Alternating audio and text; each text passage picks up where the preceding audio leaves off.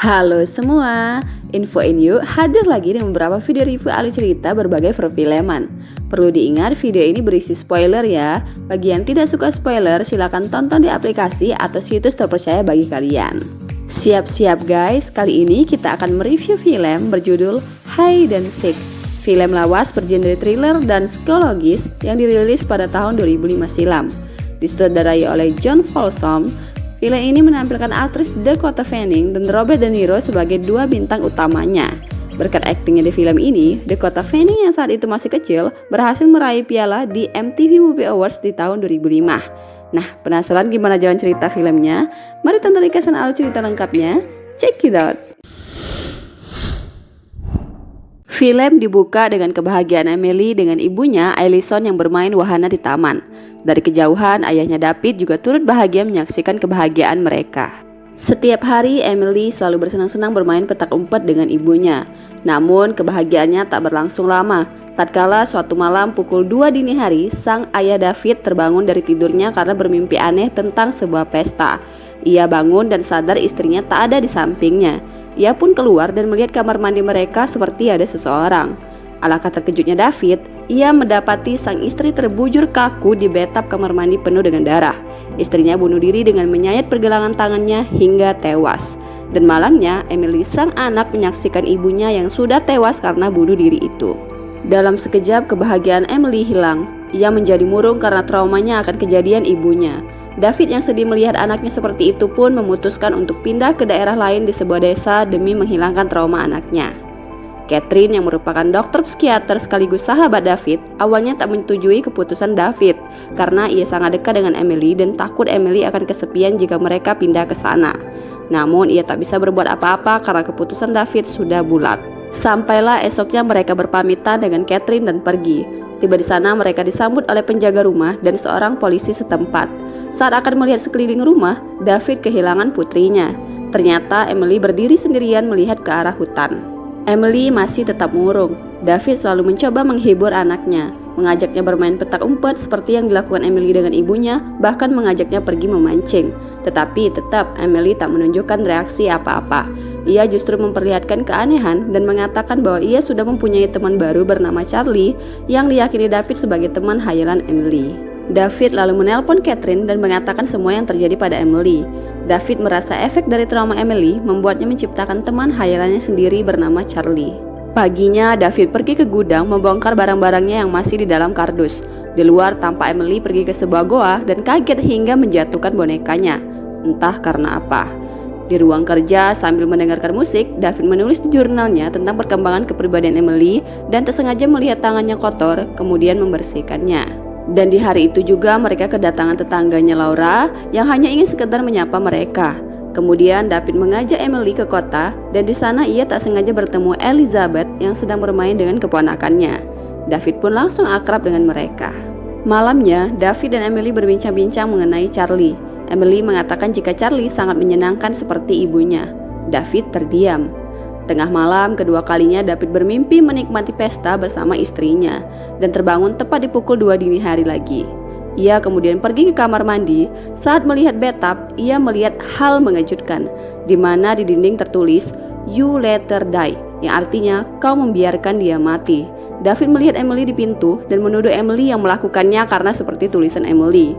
Namun Emily menyangkal dengan mengatakan Charlie lah yang melakukannya. David kebingungan. Esoknya Elizabeth dan keponakannya datang ke rumah mereka. David sengaja mengajak mereka ke rumahnya agar Emily mempunyai teman. Namun siapa sangka Emily tak menyambutnya dengan baik. Ia justru membuat keponakan Elizabeth takut setengah mati. Emily kemudian mengatakan pada ayahnya ia tak membutuhkan seorang teman. Saat selesai mencuci piring, David melihat anaknya bermain dengan suami Laura tetangganya. Emily tampak senang namun tidak dengan David. David menyuruh Emily untuk menjauh dari suami Laura karena ia tampak aneh bagi David. Apalagi istrinya Laura pernah mengatakan pada David bahwa akhir-akhir ini suaminya sering berperilaku aneh sejak kematian putri kecilnya. Meski awalnya Emily menolak, ia pun akhirnya mengiyakan permintaan ayahnya. Malamnya, David mendengar Emily seperti berbicara dengan seseorang. Saat ia masuk, Emily hanya sendirian sambil tersenyum. Emily mengatakan ia bersama Charlie sebelum Charlie pergi lewat jendela kamarnya. David pun menanyakan apakah Emily bisa memperkenalkannya pada Charlie. Namun Emily tak mau karena Charlie tak menyukai ayahnya. Kemudian Emily tak menjawab pertanyaan ayahnya sedikit pun. Dan seperti biasa, David menulis di jurnalnya lagi tentang anaknya. Saat David menulis jurnal di ruangan kerjanya, Emily yang belum tidur ternyata sedang bermain petak umpet dengan Charlie. Ia mencari Charlie di lemari hingga ia turun ke ruang bawah tanah. Tiba-tiba lampu padam dan Emily berteriak. David mendengarnya dan langsung pergi mencari Emily. David menemukan Emily di pojokan sedang menangis dengan wajah penuh ketakutan. Hari berlalu, David semakin dekat dengan Elizabeth. Ia mengundang Elizabeth untuk makan malam bersama mereka. Emily tampak tak menyukai Elizabeth. Sebagai bentuk protesnya, ia memakai gaun ibunya dan membuang satu persatu buku pemberian Elizabeth. Ayahnya marah dan menyuruhnya pergi ke kamarnya. Lagi dan lagi, David bermimpi sebuah pesta bersama istrinya, dan ia terbangun tepat di jam yang sama. David ke kamar mandinya lagi dan kembali melihat tulisan aneh bertuliskan, "Sekarang lihat apa yang telah kau lakukan," dengan panah arah ke bathtub. Dan alangkah terkejutnya David, ia menemukan mayat kucing peliharaan mereka di dalamnya. Bergegas David menemui Emily. Emily langsung mengatakan itu ulah Charlie dengan penuh keyakinan. David takut dan sedih melihat anaknya seperti itu. Saat sarapan pagi bersama, David menanyakan pada Emily kenapa Charlie membunuh kucingnya dan membenci Elizabeth. Emily pun mengatakan jika Charlie tak menyukai ayahnya bahagia. Bahkan Emily mengatakan sesuatu yang tidak masuk akal tentang Charlie. Namun ia tetap bersikukuh bahwa Charlie lah yang mengatakan itu semuanya. David kemudian memanggil Catherine untuk datang ke rumahnya. Catherine mulai bertanya tentang Charlie pada Emily, hingga ia tahu bahwa Emily dan Charlie sangat ingin membuat sedih ayahnya David.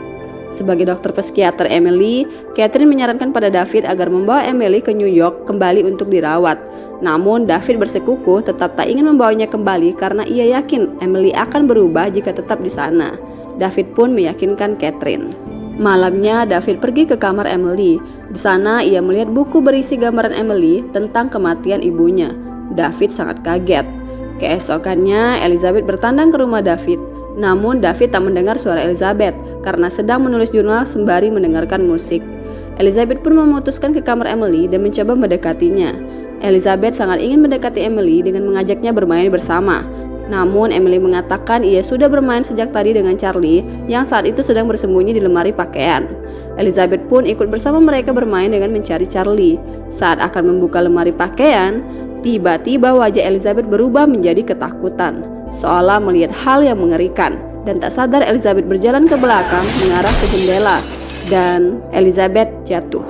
David bangun dari tidurnya setelah menulis jurnal. Ia kemudian pergi ke kamar anaknya dan melihat kaca di jendela anaknya pecah.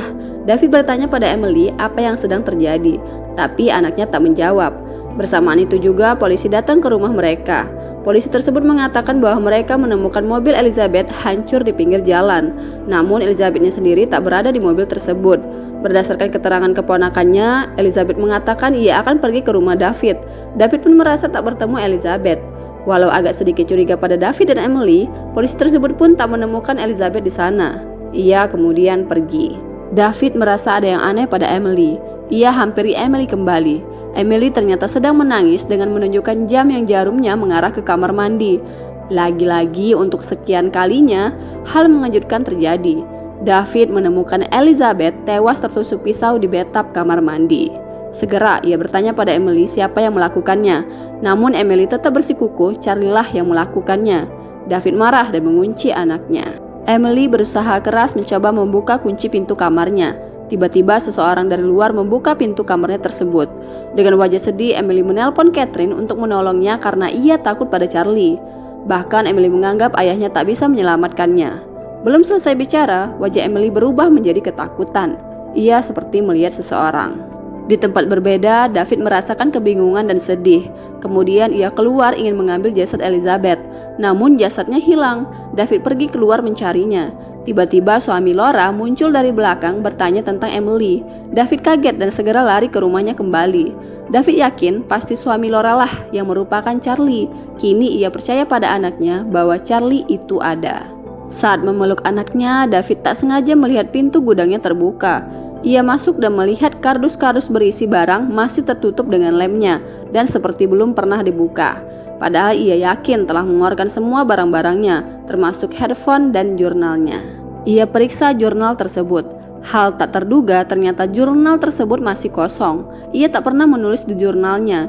David mulai sadar bahwa mimpinya akhir-akhir ini ternyata adalah kisah nyatanya sendiri, di mana saat pesta tahun baru, ia menyaksikan sang istri Allison berselingkuh di belakangnya. Kemudian ia membunuh istrinya yang menjadikannya seolah bunuh diri. Karena kejadian itu, akhirnya David menciptakan kepribadian baru bernama Charlie. Emily mengetahui semuanya. Ayahnya selalu melakukan hal mengerikan di depannya. Emily bahkan tahu ayahnya lah yang menjadi penyebab Elizabeth jatuh dari jendela kamarnya. Namun Emily tak bisa berbuat apa-apa karena rasa takutnya. Kini David ingat semuanya, dan yang terjadi justru kepribadian Charlie menguasai David. Ia berubah menjadi menakutkan. David bahkan membunuh polisi yang datang kembali karena ditelepon suami Laura, dan juga mencoba membunuh Emily. Catherine yang sudah datang juga hampir menjadi korban David. Beruntung ia tak apa-apa dan mengambil senjata polisi yang dibunuh oleh David untuk menyelamatkan Emily. Emily lalu lari ke goa yang pernah ia datangi. David menyusulnya, begitupun Catherine yang mendengar David mengejar Emily. Terjadilah aksi menegangkan. David hampir membunuh Catherine yang mencoba menyelamatkan Emily. Namun Emily berhasil menggagalkannya, dan akhirnya berkat Catherine, David bisa dilumpuhkan menggunakan pistol yang dibawa Catherine.